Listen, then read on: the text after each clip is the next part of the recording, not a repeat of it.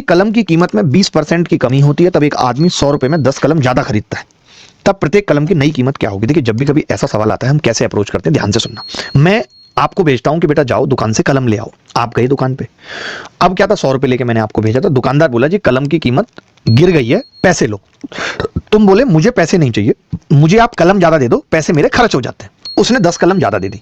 अब मैं आपसे पूछ रहा हूं दुकानदार आपको कितना पैसा वापस कर रहा होगा? तो आपने कहा जी दुकानदार हमें 20% की कमी हो रही थी तो 20% वापस कर रहा होगा।